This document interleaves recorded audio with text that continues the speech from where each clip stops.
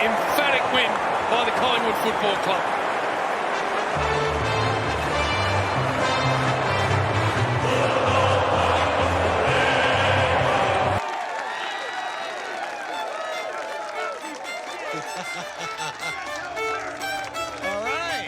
Up the play! G'day guys, Nate here, coming at you with the round 12 review of Collingwood v Hawthorn Friday night at the MCG. Just over 83,000 at the MCG.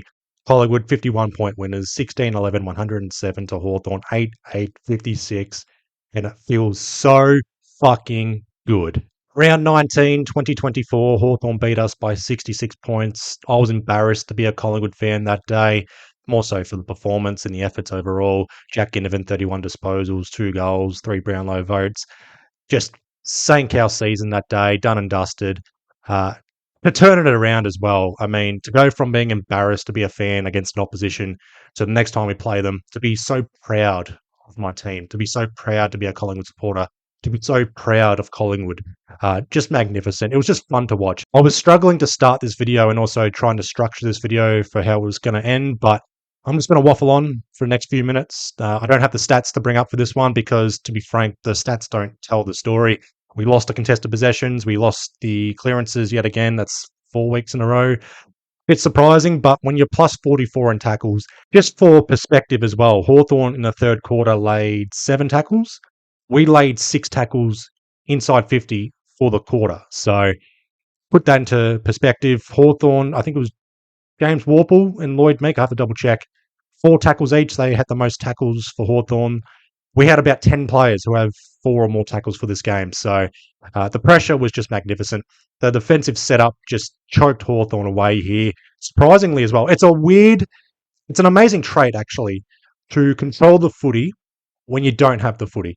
To be able to suffocate oppositions, to force a turnover, and just tell them, hey, you can take it forward. You can attack. Do whatever you wish, but we're going to turn it over here, and we're going to kick a goal 15 seconds later. So good luck in the centre bounce. So unreal performance by Collingwood. Is it the best win of the season?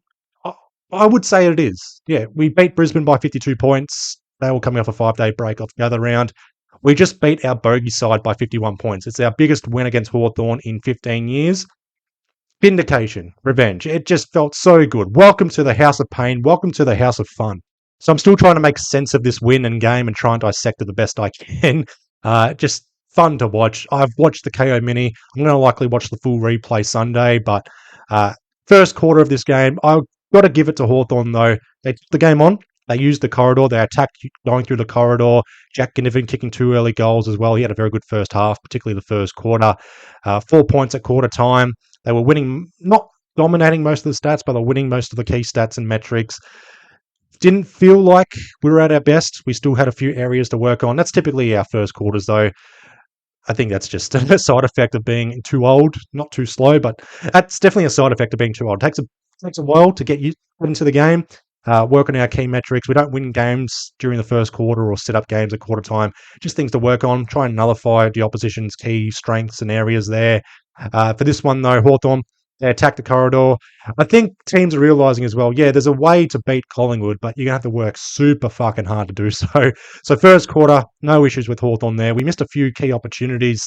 Bit weird to say when we were 4 goals, 1 up by 4 points at quarter time. Could have been up by 10 points at quarter time. Thought Lloyd Meek dominated Darcy Cameron in the ruck. We didn't dominate this. I think we were losing the clearances at quarter time, but we were scoring off our clearances. They were, I think, +3 at quarter time for stoppages, Hawthorn, but there was a lot of stoppage turnovers, which led to Collingwood goals. So that's where it nullifies the stats, and that's why there's not going to be mentions of key stats overall. Hawthorn may have won a key stat or a key metric, but Collingwood were able to win another key area, which pretty much nullifies Hawthorn winning that. You get what I'm trying to say. It's just, yeah, Hawthorn can do whatever they wish. It's just, it's not going to hurt us. And that's exactly what happened. Most of our players, by quarter time, they were building into the game. They just weren't fully effective with their disposals. And it was heading towards that sort of game where, all right, just build into it. We'll take them apart in the second half. But I do pose this question to you guys. Where were you when Nick Dacos took his first career contested mark? I was there, could have stormed the field, but chose to be mature and just stay back, relax, don't want to ruin the momentum. Nick Dacos, contested mark. It did lead to a turnover. Tom Barras mark. He was imposing in the first half or first quarter, Tom Barras. That was not the side effect, but getting used to not having Mason Cox height up forward, just bombing away and Tom Barras just taking that easy mark. That was where they were able to run out of defensive 50, use the corridor. They weren't doing so in the second, third, and fourth quarters. So, yeah, we still had areas to work on there. I thought Dan Houston across half-back, a lot of disposals, just wasn't fully effective with his kick. His disposal efficiency was up, but it was those sort of kicks where it just ruined our running momentum, or it was a 50-50 contest, or we did win that future contest, but we lost that run and momentum because of that kick. So Dan Houston, that's the only negative from Dan Houston from the game. One of his best games for Collingwood, if not his best game for Collingwood. Josh Dacos, first quarter, apparently was playing on Jack Ginnivan.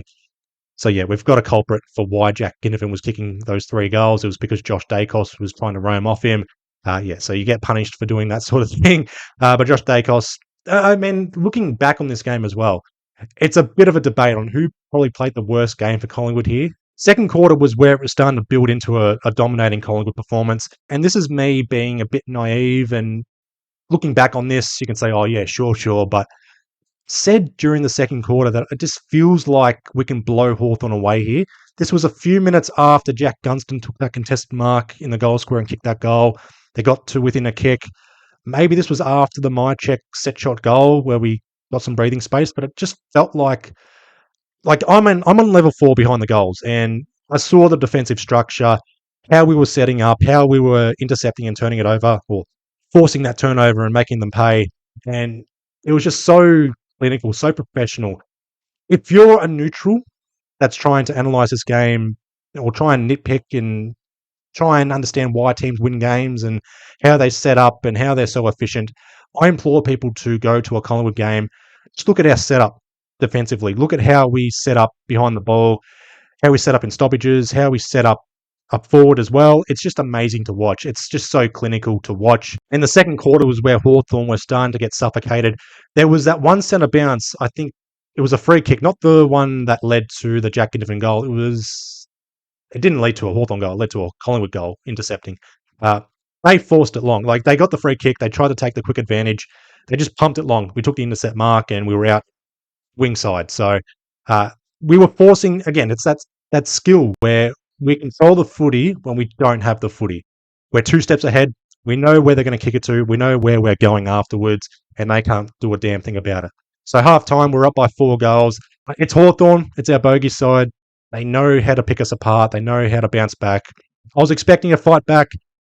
First 5-10 minutes wasn't the case. We kicked another 3 unanswered goals. Lloyd Meek likely gets himself suspended. Now, to defend Lloyd Meek, I don't think he should be suspended. I think he's allowed to contest a footy. It's just a shame he's fucking brute strength and he's up against Lipinski, who's the rosy cheek assassin, knocked the redness out of Lipinski's cheeks.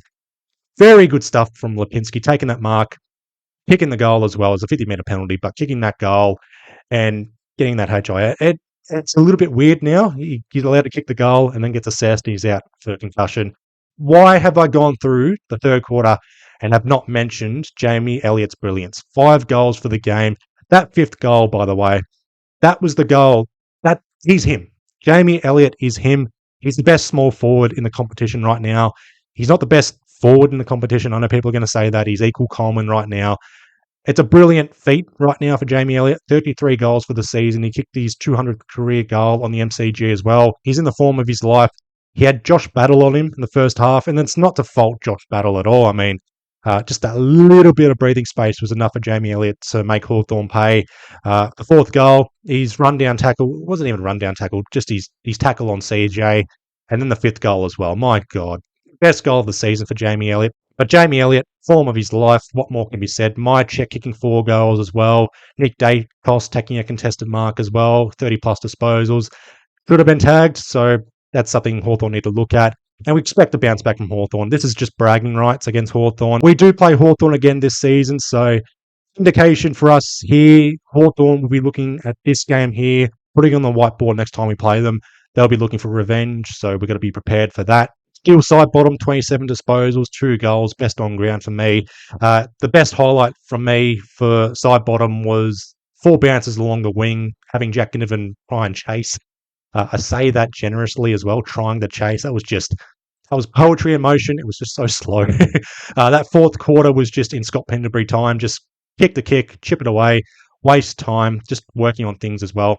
If there was one thing I didn't like from this game, it was using Billy Frampton as the second ruck, pretty much anyone else as a second ruck. Darcy Cameron needed that chop out. We didn't have that chop out, unfortunately. Billy Frampton in the ruck. And that's not the fault of Billy Frampton. He's a good defender right now this season. Why are we playing around with that? I don't know.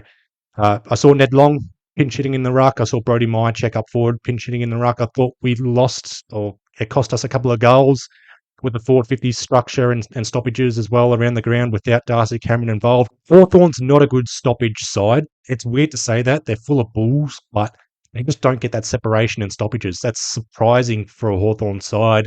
We could have made them pay on that, but I mean, 51 points, I'll take it any means necessary. But it's very hard to find any negatives or nitpick certain parts besides Billy Frampton in the ruck or Josh Dacos not playing direct on Jack Ginnivan or things like that. We do have 2 injuries, however. Lipinski out with HIA or concussion, head, but he'll miss King's birthday. He'll likely be back for St Kilda after the bye. Lockie Schultz, though, first game back from his concussion, took 2 weeks out. He's going to be out for a little bit longer with that hamstring. Now, I am a hamstring expert. I strained my hamstring 5 times in one footy season, so he was pinching at the lower parts of his hamstring, so I'm hopeful it's just a 2 to 3 weeker, so he'll definitely miss King's birthday.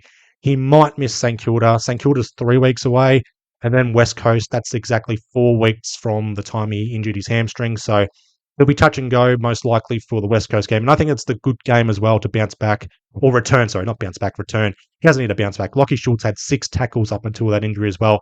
These pressure acts were outstanding. So amazing for these players as well. We rested 5 players. They all come back. They all play their part as well.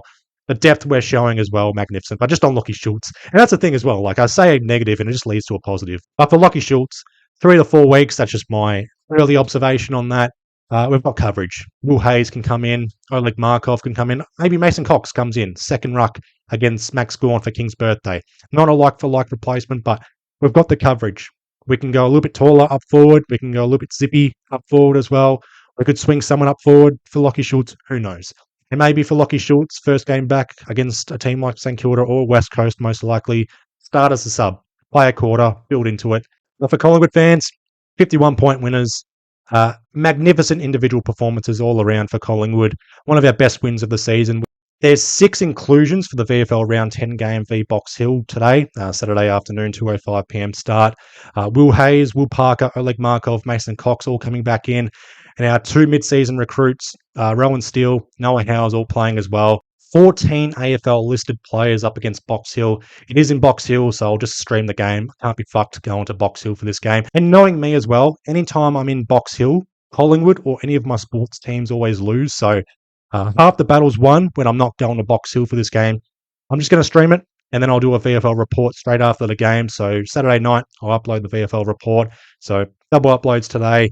That'll be all for this round 12 review of Collingwood v Hawthorn, 51-point winners. Just some housekeeping, though, for next week.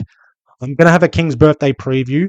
There will likely not be a King's birthday review. I'll be out of Melbourne. I'll be camping. I'll be back next Tuesday or early Wednesday morning. So it'll be incredibly late for a game review. I'll definitely have a mid-season report in 2 weeks' time. I might include the King's birthday review for the mid-season report and then just do the overview or recap Collingwood season so far. But a bit of a watch this space for now. 2 uploads in the pipeline, the VFL report, King's birthday preview. I might do a couple of topic videos to make up for that as well. I'll definitely touch on the mid-season draftees or recruits or trade-ins, whatever you want to call them, for the VFL report. A little bit more about Rowan Steele and Noah Howes both playing. A bit interesting. They haven't joined our group fully just yet, but they've been given their numbers. Rowan Steele, 45, Noah Howes, 47. But I am waffling on. I said that's all for this round 12 review.